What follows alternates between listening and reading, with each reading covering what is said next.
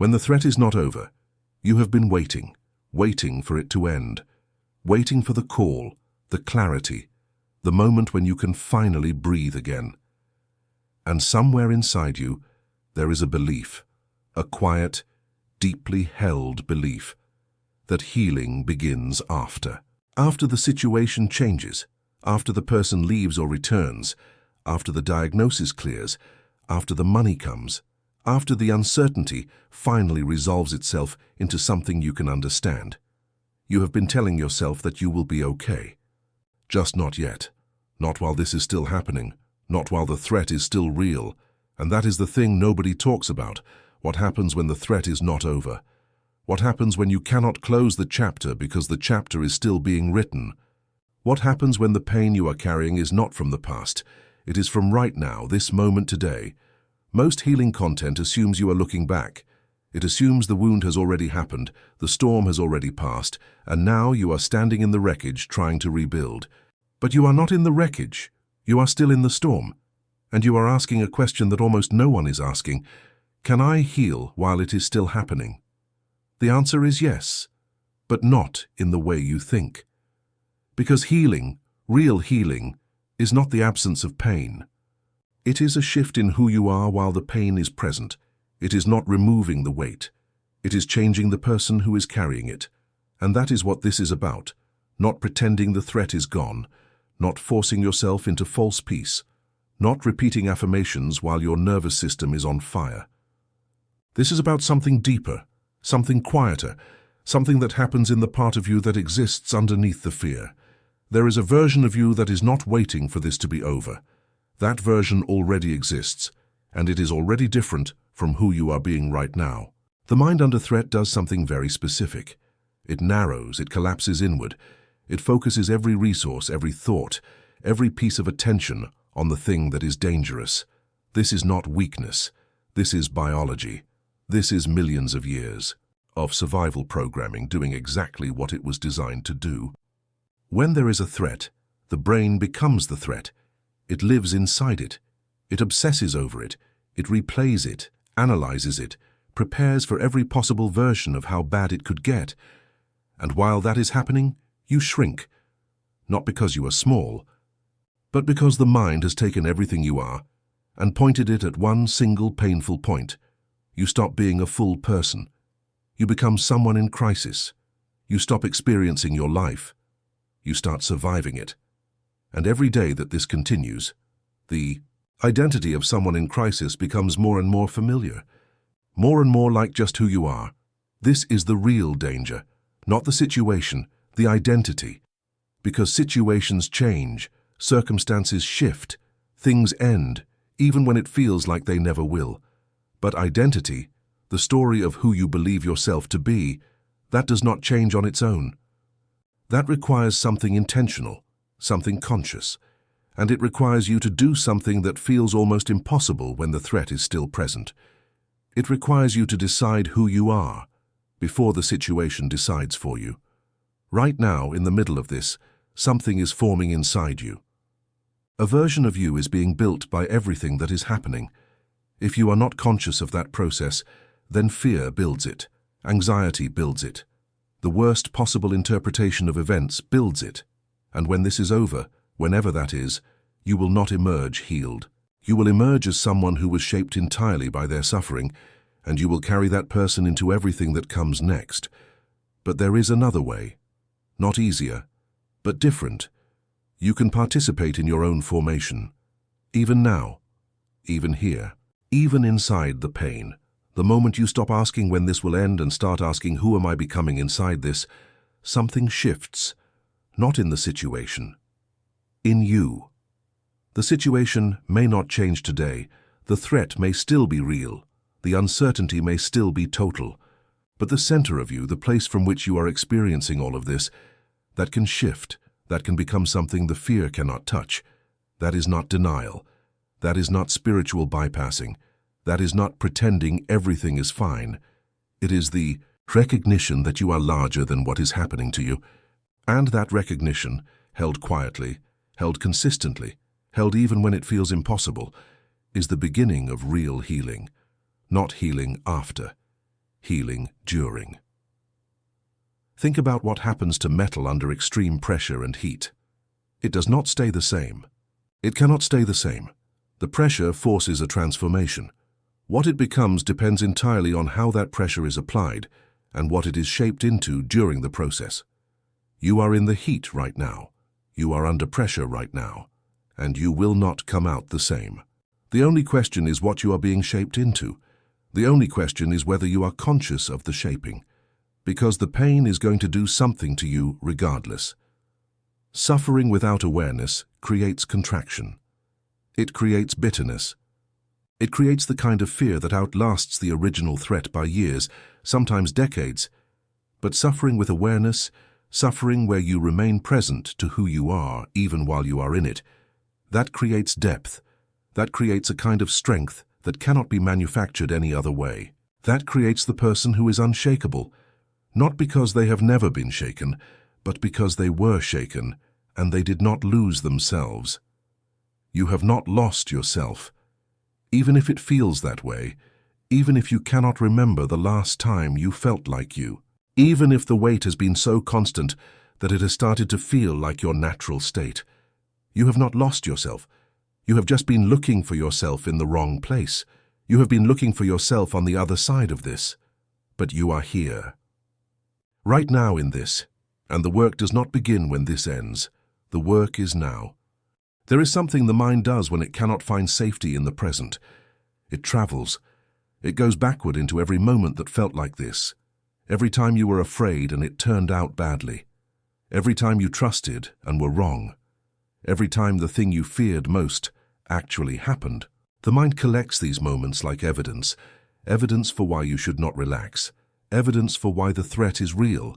Evidence for why you cannot afford to feel okay right now, and it also travels forward into every version of how this could get worse, into the most painful possible outcomes, into futures that have not happened and may never happen, but feel completely real. Because to the nervous system, a thought about a threat and an actual threat feel the same. The body does not know the difference between imagining danger and being in it.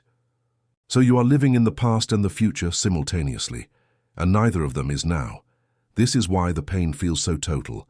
This is why it feels like there is no space to breathe, because you are not just carrying what is actually happening. You are carrying everything that has ever happened that felt like this, and everything that might happen if this does not resolve. You are carrying 3 timelines at once and calling it the present. The present is the only place where healing is possible. Not because the present is safe. It may not be safe right now, but because the present is the only place where you actually exist. The past is a memory. The future is a projection. Only now is real. And when you are fully here, when you are in this moment and not in the story around this moment, something becomes available to you that is not available anywhere else. Yourself, the actual underneath everything core of you, the part of you that was here before this situation began, the part of you that will be here after it ends, the part of you that is not defined by what is happening. That part does not go away when things get hard. It goes quiet. It goes very still. And most people, when things go quiet inside them, think something is wrong. They rush to fill the stillness with more thinking, more planning, more worrying, more searching for control. But that stillness is not emptiness. That stillness is the deepest part of you waiting for you to stop running long enough to notice it is there. You cannot force your way into healing. You cannot think your way through trauma while the threat is still active. The analytical mind is not designed for this. It is designed for solving problems. But some things are not problems to be solved. They are experiences to be moved through, and the only way through is to stop trying to go around. This is the part no one tells you, because it sounds too simple. It sounds almost irresponsible. Be here. Stop trying to escape the present by thinking your way into a better future. Stop reliving the past to understand how you got here. Stop negotiating with the fear. Just be here. In the discomfort, in the uncertainty, in the not knowing. Not because being here feels good. It probably does not. But because being here is the only place where something real can happen, and something real needs to happen inside you. Not in the situation. In you. There is a difference between pain and suffering. Pain is what happens to you. Suffering is what you build around the pain. Pain says this is hard. Suffering says this is too hard. This should not be happening. I cannot bear this. Why is this happening to me? When will this end? What if it never ends? Pain is the event. Suffering is the story you tell about the event. And the story, not the event, is what consumes most of your energy. The story is what keeps you locked. Now understand something. This is not your fault. The mind builds stories automatically. It is trying to help you. It is trying to make sense of something that feels senseless. It is trying to find control in a situation where control feels impossible. The story is a coping mechanism, but it has become its own kind of prison.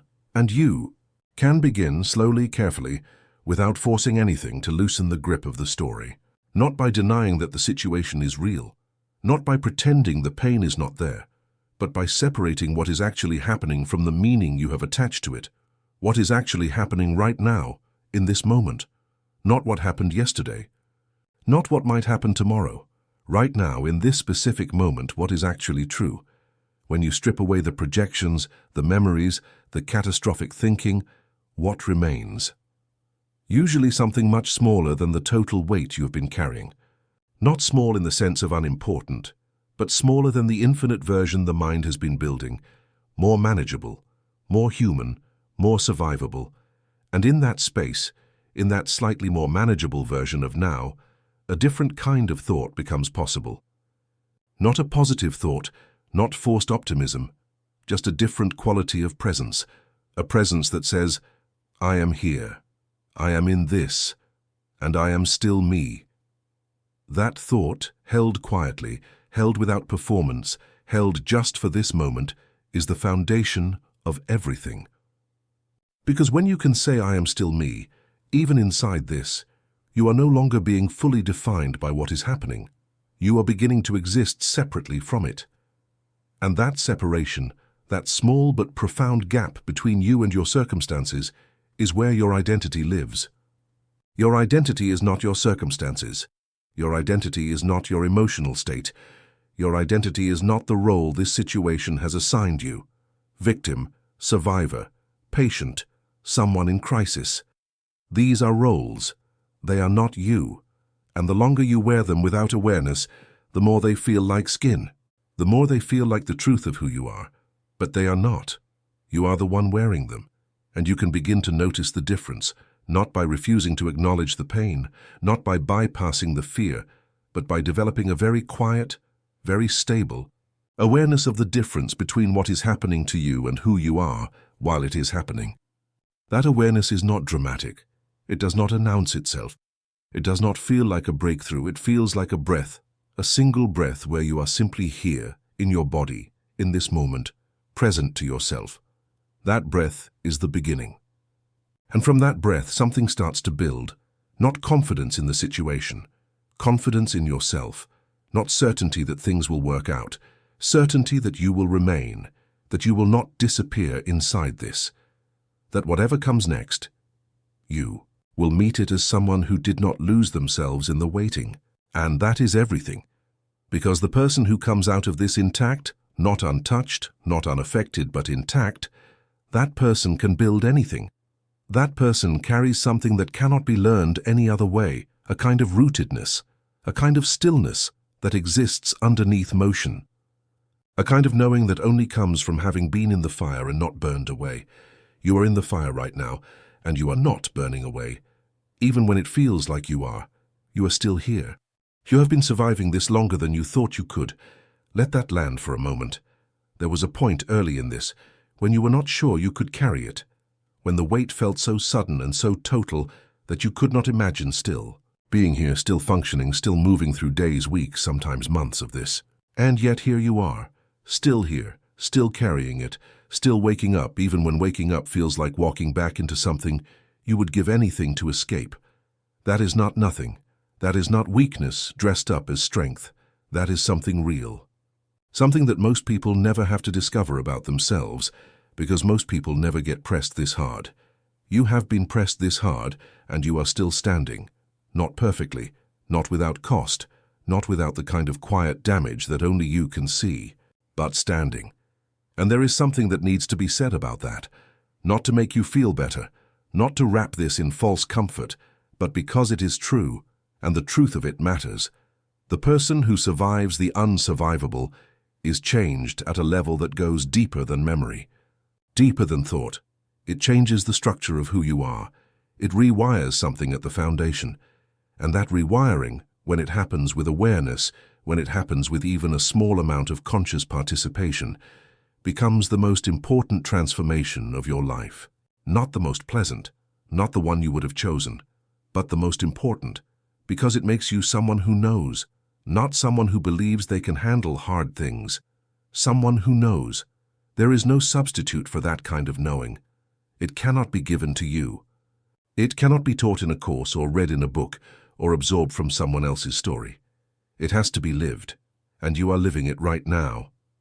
So the question is no longer whether you can survive this. You already have, moment by moment, longer than you thought possible. The question now is what you are going to do with what this is making you, because something is being made, right now. Inside this, something is forming in the space between who you were before this started and who you will be when it is behind you. And that something does not have to be only damage. It does not have to be only loss. It does not have to be only the record of everything this cost you. It can also be the beginning of a self that fear cannot shake, a self that has been tested at the deepest level and has not come apart. A self that knows from the inside what it means to remain present, to remain conscious, to remain even quietly and imperfectly yourself. This is the identity shift that no one talks about, not the shift that happens after healing, the shift that happens during the moment when you stop waiting for the threat to end before you allow yourself to become. The moment when you decide, not loudly, not with performance, but in the quiet certainty of a single private decision, that you are not going to be only a product of this pain. You are going to be shaped by it, yes. Everything shapes you.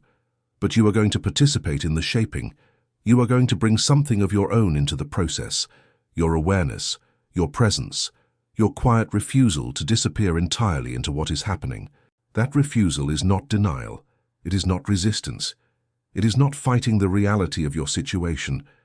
It is simply the decision to remain a conscious participant in your own life, even when your life is this hard.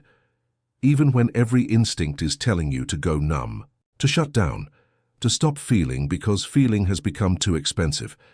You do not have to go numb to survive this. You can stay present and survive this. In fact, staying present is what makes survival into something more than endurance. Endurance is just waiting. Presence is living, and you deserve to live this, not just endure it.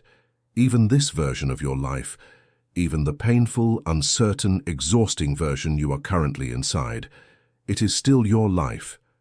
It is still happening. It is still real time passing, unrepeatable, yours. And somewhere in it, underneath the fear and the exhaustion and the constant low hum of threat, there is still you. Still here. Still capable of something tender and quiet. Still capable of a moment of stillness. Still capable of the kind of presence that says, I am in this, and I am not gone. Hold on to that. Not as a performance, not as something you show the world, just as a private internal truth that you return to when the weight gets heaviest. I am in this, and I am not gone, because the day will come when this is behind you, not because pain always ends neatly, not because everything resolves into something comfortable, but because time moves and situations shift, and the specific weight of this specific moment will eventually become something you are looking back at, rather than living inside. And when that day comes, who you are will be determined largely by what you chose, even unconsciously, even imperfectly, to do with this time. The people who come through hard seasons and emerge into something expansive are not the people who suffered less. They are the people who stayed present to their own inner life, even while the outer one was uncertain. They are the people who did not outsource their identity entirely to their circumstances. They are the people who, in the middle of something they could not control, found one thing they could: themselves. Not a perfect self, not a healed self, not a self that had figured everything out, just the self that was still there, still aware, still choosing in small and quiet ways not to disappear. That is who you are right now, even if you cannot feel it, even if everything in you is exhausted and uncertain and reaching for something solid to hold on to. You are still there, underneath all of it. Underneath the fear and the grief and the weight of not knowing how this ends, you are there, and that presence, that quiet, unshakable, underneath everything presence, is the foundation of everything you will build from here. Not after this. From here, from this exact moment, from this exact version of your life. The healing has already begun. Not when the threat lifts, not when the situation resolves, not when you finally feel ready. It began the moment you stopped waiting to feel safe before allowing yourself to be whole. It began when you decided, even without words, even without certainty, that you were going to remain yourself inside this, that you were not going to let this be the only thing you are. You are more than this moment. You are more than this pain. You are more than the role this situation has tried to give you. And somewhere underneath everything, in the place that fear cannot reach and circumstances cannot touch, you already know that. You have always known that. This was just the moment that asked you to live it. And you are living it right now, here, still here,